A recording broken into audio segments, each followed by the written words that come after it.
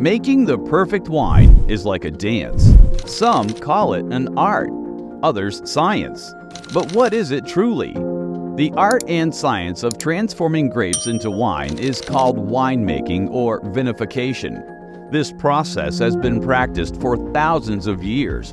A winemaker, also called a vintner, is the skilled artisan who oversees this transformation. The cultivation of grapes, known as viticulture, plays the main role in the quality of the wine. With many grape varieties to choose from, winemakers can create wines with unique flavors and traits. It's an interesting process that deserves a detailed explanation. Great wine is a complex blend of nature, art, and science. Let's explore how wine is made, from the vineyard to the cellar to the bottle. Winemakers follow a 6-step process to turn grapes into wine. These steps are growing, harvesting, crushing, pressing, fermenting, clarifying, and aging and bottling. Let's see how each step helps make the final product. Number 1. Growing grapes. Grapes are the perfect fruit for making wines. They have the right amount of sugar to turn into alcohol, and they also have the right mix of acids, esters, and tannins to make a wine that tastes good and stays good. There are many different kinds of grapes that can be used to make wine, so winemakers have to choose the right ones for their place. In hot places, they use grapes like Cabernet Sauvignon or Syrah that can stand the heat. In cold places, they use grapes like Riesling or Pinot Noir. Grapes need a lot of water, but too much water can make their roots rot. To keep this from happening, winemakers plant grapes in soil that drains well and has a lot of organic stuff in it. They can also plant the grapes on a slope or raised bed to help the water drain away. Grapes love the sun and need at least 6 hours of sunlight every day to make good fruit. To get the best possible grapes, winemakers cut back their grapevines every year. The best time to do this is in the winter, when the vines are not growing and are easier to work with.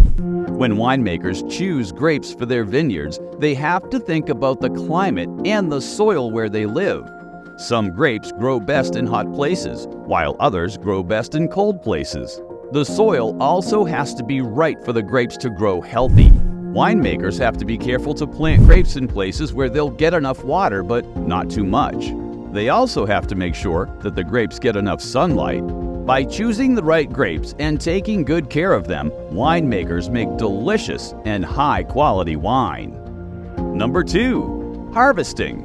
Once the grapes have ripened on the vine, it's time for the task of harvesting. The timing of harvest is critical to the quality of the wine. To determine when the grapes are ready, winemakers use a refractometer to measure the sugar content. This sweet substance is essential for the fermentation process that turns grape juice into wine. In addition to using a refractometer, winemakers also rely on their taste buds. By sampling the grapes, they can assess their ripeness and balance of flavors. When the grapes reach the desired sugar content and taste just right, it's harvest time. There are 2 primary methods of harvesting grapes, by hand or by machine. Hand harvesting is a more labor-intensive process, but it allows for greater control over the quality of the grapes. Workers carefully pick the grapes and place them in small baskets called vine boxes. A team of 2 can typically fill up 2 or 3 boxes per hour. Machine harvesting is a more efficient method, especially for large vineyards. A mechanical harvester travels down each row of vines, shaking the grapes into a conveyor belt that carries them to a waiting truck or bin.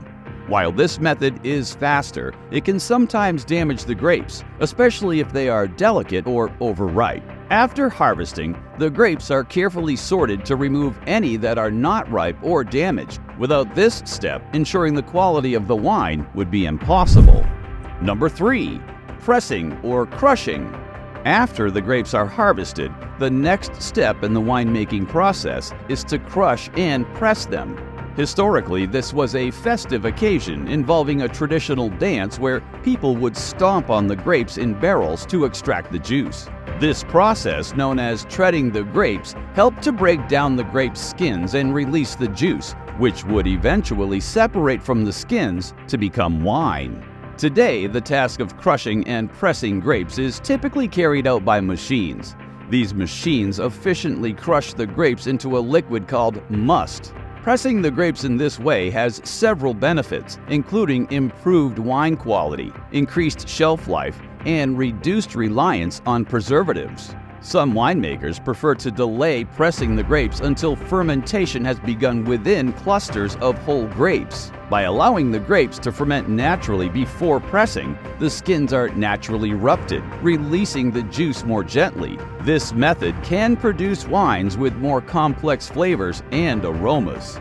The process of making white wine differs slightly from that of making red wine.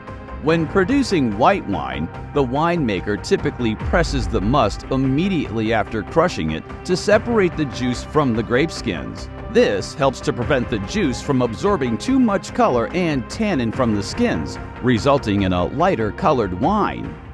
Number 4. Fermentation. The science and art of winemaking truly come together during the fermentation process. If left alone, the grape juice, or must, will naturally begin to ferment within hours due to the presence of wild yeast. However, most winemakers prefer to control this process by inoculating the must with a specific strain of yeast. By introducing a carefully selected yeast, winemakers can ensure a predictable and consistent fermentation. This involves removing any unwanted wild yeast from the must and adding a pure culture of the desired yeast.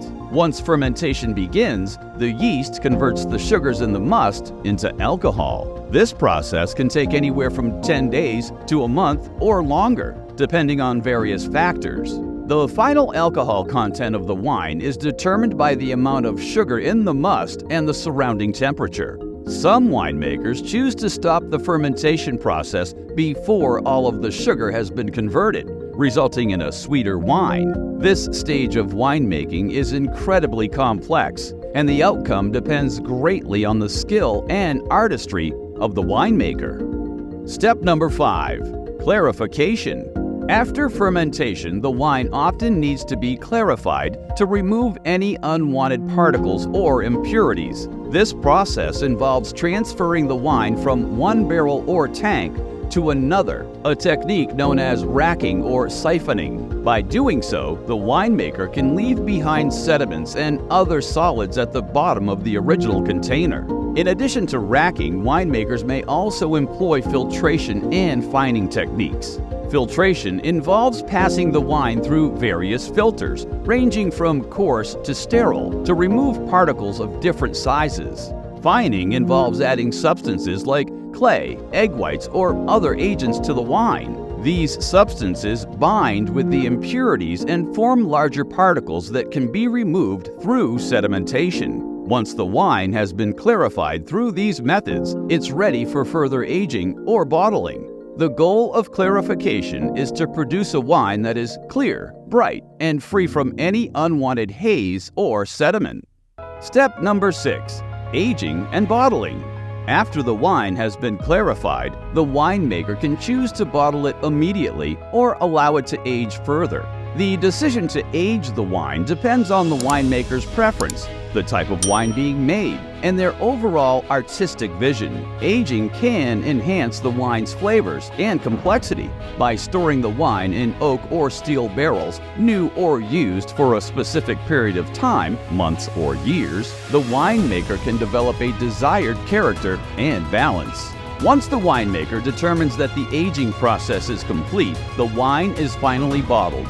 This is the final stage of production, and it marks the moment when the wine is ready to be enjoyed by consumers. While many wine lovers just enjoy drinking wine, others love to make it themselves. Making wine is a mix of science, art, and a bit of magic. It takes time, hard work, and a lot of learning to make really good wine. Would you rather be a wine enthusiast or a winemaker? Share your thoughts in the comments. See ya!